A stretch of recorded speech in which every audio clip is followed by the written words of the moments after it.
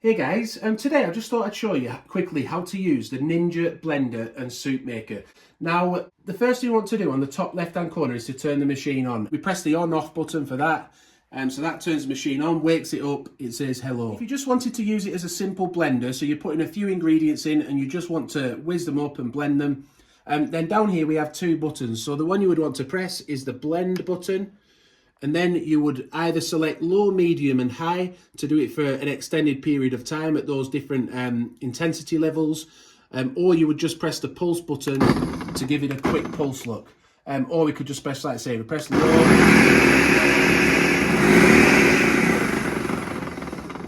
Then it will just blend whatever's in there until you stop it, as I did there, pressing the button again. There's also a cook button next to the blend button. Now that allows you to, obviously you can reheat soups or things like that, but it does also give you the option to pulse while it's on the cook as well.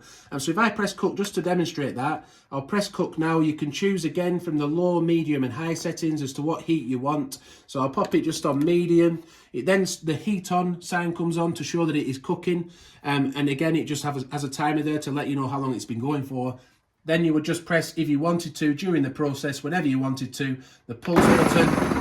You can also hold the pulse button down while it's cooking, but you'll see if you hold the button down, it will start a new timer within the timer, just to show you how long you've pulsed it for.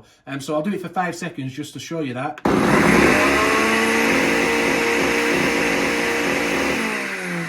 But you'll see the original timer stays on, so you know what the overall cooking time is. And then to stop cooking, all you have to do again is press the same button you pressed it initially, and it's now paused it or stopped it, or you could just press the off button. So now moving slightly up, we get to these pre-cook features. So on a lot of these Auto IQ recipes, which I'll explain in a minute, first of all, or especially on the cooking ones, first of all, you have to use maybe a chop feature or a saute feature. So you will put some initial veg in, maybe press chop, do it for like 12 seconds or something like that. I'll turn it off now. Or you can do the saute feature. You see it puts the heat on for 5 minutes to saute some ingredients.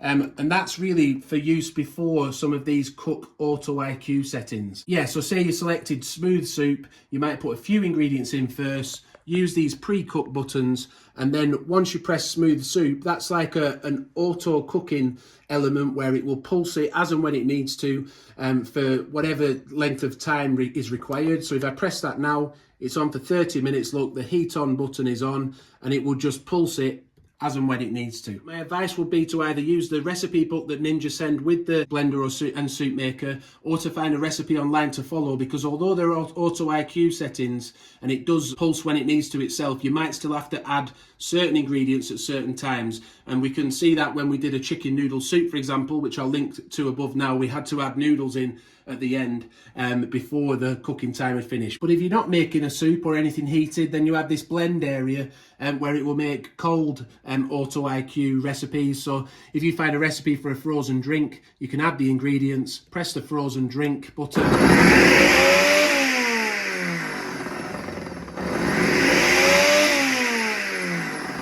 As you can see there, it's just going to pulse as and when it needs to get the right texture or consistency that you want.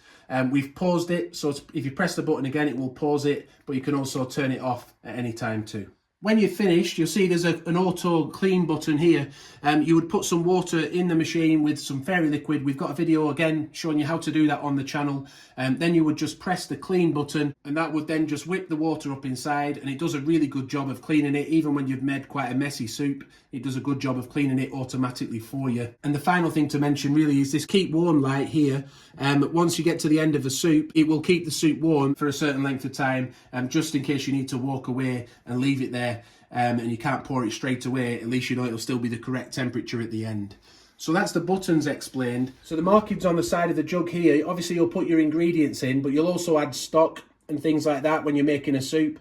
This just shows you which level you want to put it to, some maximum levels, and you see there we've got a maximum fill line for cold and a maximum fill line for hot recipes. To take the lid off, you would just twist it. If you see it's lined up here at the moment, the lid is on securely. To take it off, you just twist it anti-clockwise. It then clicks if you listen now. Then you can pull it off from this side, but if it's red hot, you've cooked something, you might want to use this side here because we find it just stops the steam from coming up and burning you in the same way. It's got a rubber seal on there. On first use, that might be quite stiff, but it does loosen up over time. Also, the top part of the lid, that also twists and removes. That allows you to add ingredients into the soup maker while it's making one of the Auto IQ recipes. So this is where we add the noodles, for example, while it's making a chicken noodle soup. Then you could just put it back on, and always make sure that it's clicked back into position. That's before you begin or mid recipe, because when it whips up the soup or anything inside, it really goes to the top, it will overflow. So just make sure you have clicked it fully back into position by turning it clockwise, and you'll listen for that now. And that is now fully secure again. For more information on how to safely clean it afterwards, don't forget to watch that video where we showed you how to do that using the auto clean feature. If the video has helped you out, I hope it has. Please do give the video a like, subscribe to the channel and hit the notification bell so you don't miss future videos. Thanks for watching, and bye for now.